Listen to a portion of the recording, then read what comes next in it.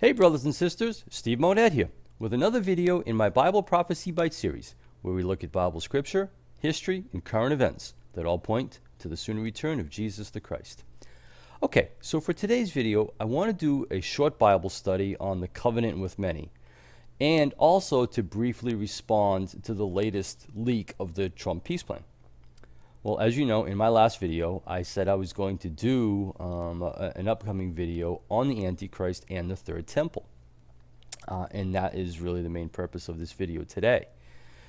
However, I do want to briefly respond to the leak of the Trump peace plan that was announced earlier this week. I believe it was in a Lebanese newspaper or a Palestinian newspaper. I don't really recall. The reason that I'm talking about this and not getting too excited about it is because this leak is nothing more than a re-leak.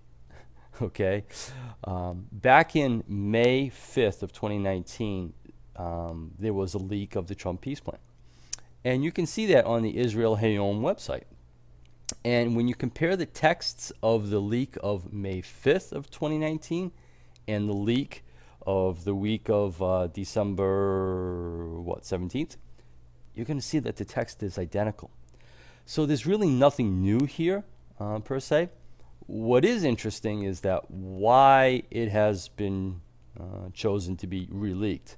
My guess is that it is a trial balloon, given the fact that there's going to be a third set of elections. So again, there's really nothing to get too excited about here.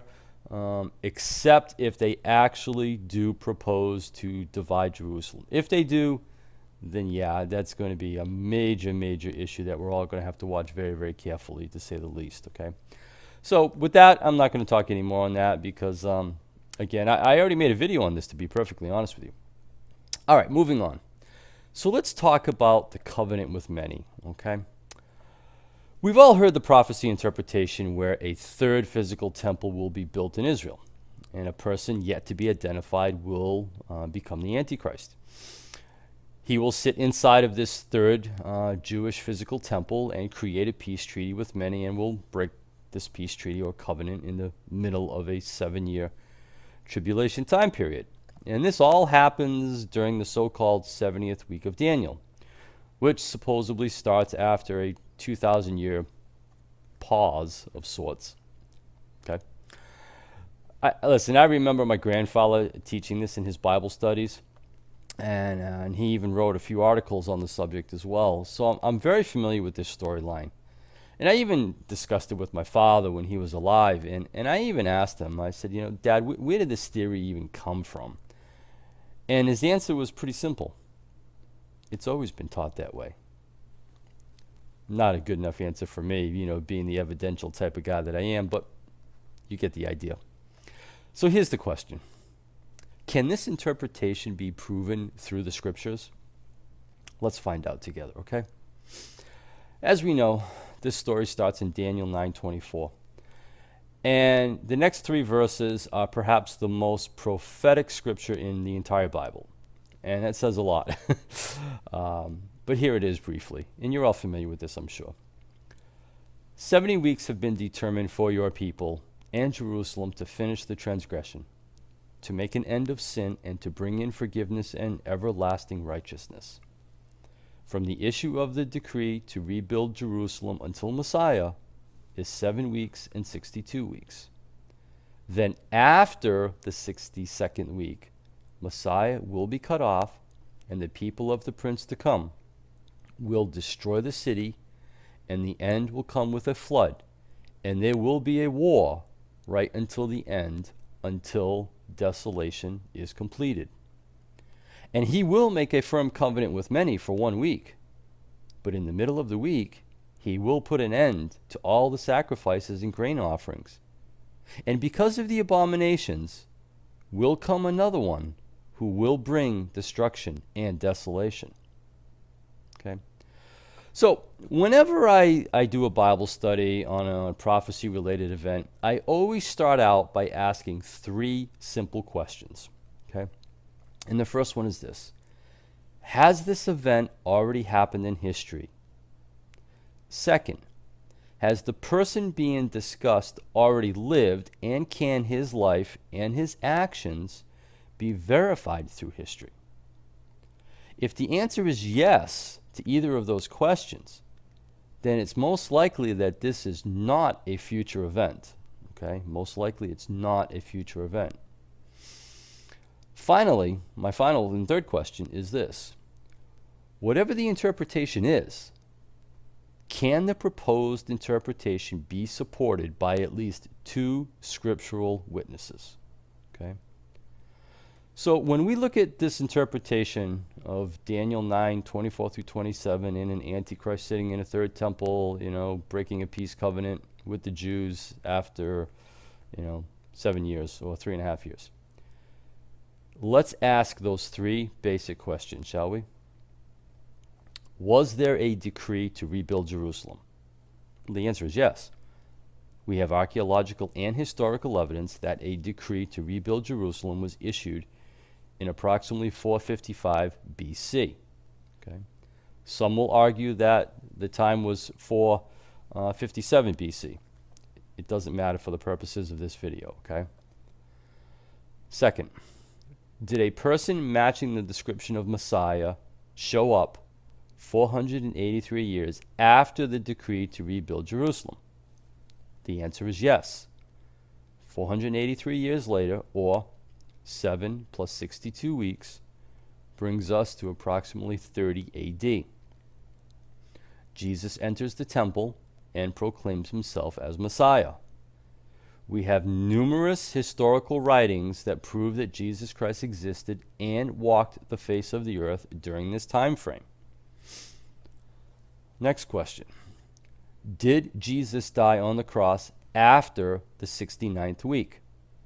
Or, better stated, during the 70th week? Well, the answer is yes.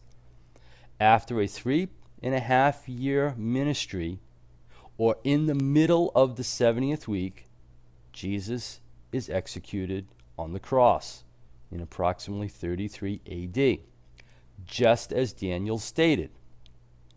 We know that Jesus celebrated at least 2 Passovers and was executed on the 3rd Passover. The scriptures prove that, and history also proves the scriptures. Okay, and you can see those 3 Passovers in the book of John. Okay, so if you want to go and study, that's where you're going to find it. Okay. Next question: did the destruction of the temple already take place, and did it occur during a time of war? The answer is yes. We know that Jerusalem and the temple were destroyed and leveled to the ground in AD 70 by Prince Titus of the Roman army, and he brought with him tens of thousands of Roman soldiers. That was the flood of men. History proves scripture in this case.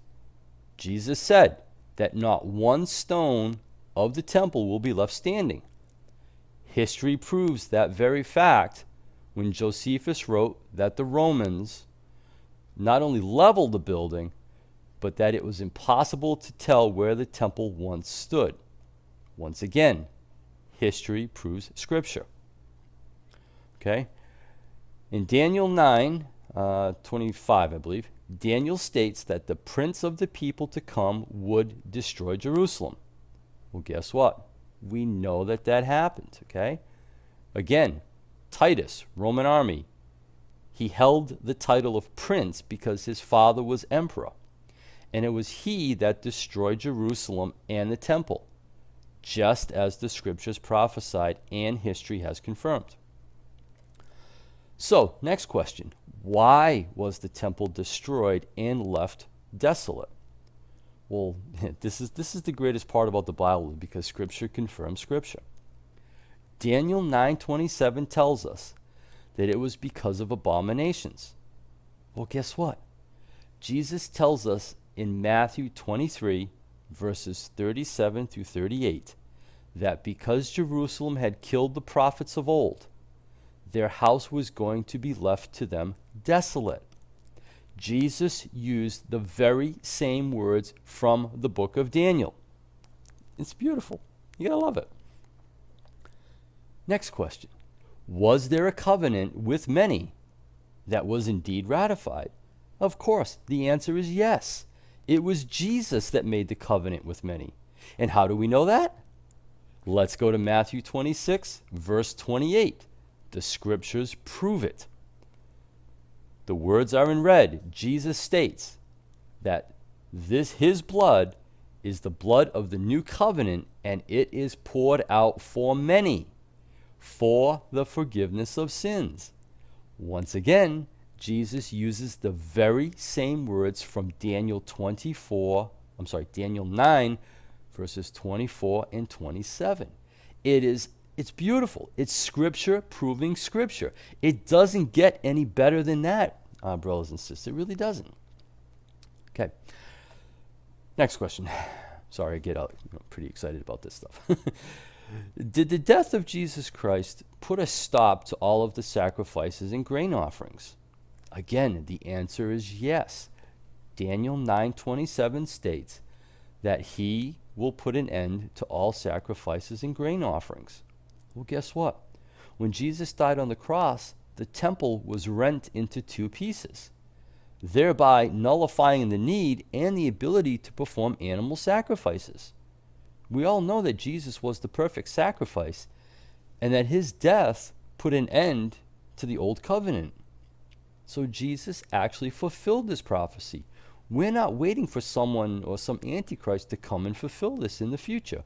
Jesus Christ already fulfilled it. Okay?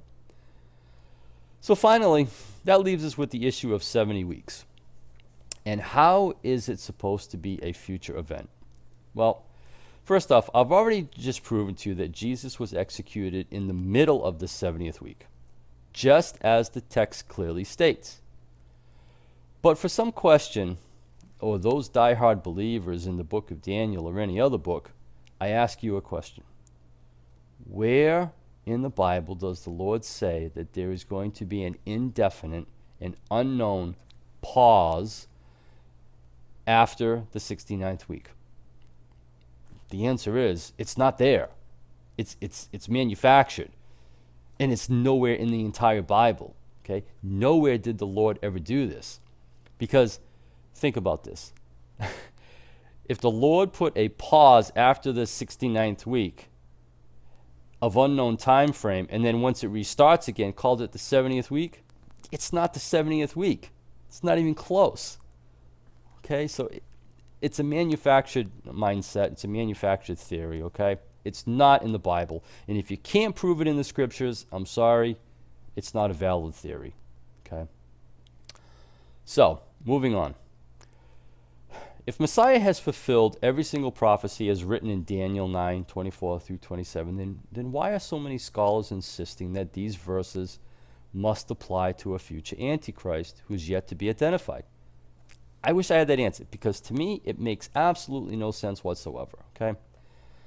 I just don't get it. And I know that many of you are probably going to be confused and maybe even infuriated at me for even making this video, but because I know that many of you have relied on these verses in Daniel to create and support the narrative that the Antichrist is going to sit in a third temple and make a peace treaty with Israel.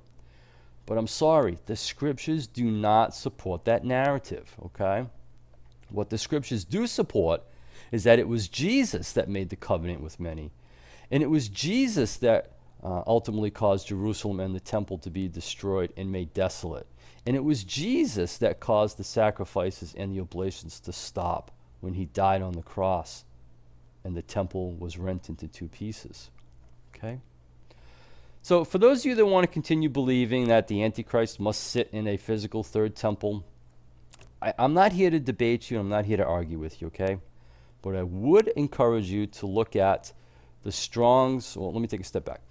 I would encourage you to go to 2 Thessalonians chapter 2, verse 4, where it talks about that temple in which the man of sin must sit in, okay? Almost everyone believes that interpretation of the Greek word naos, N-A-O-S, means physical or third temple. If you read the Strong's concordance and definition of that word a little bit further down, you'll see that it also means spiritual temple, okay? And we all know that the spiritual temple is our bodies, which is that of Jesus Christ. Okay? So, I don't believe that fact is in dispute or should be debated. But finally, let me close with this. What is not debatable is that the rapture of the church is right around the corner, and the Lord's return and the pouring out of his wrath on this evil and despicable world is nearly upon us. And that cannot be stopped. So in the meantime, brothers and sisters, keep looking up, for our redemption draws near. Thanks for watching.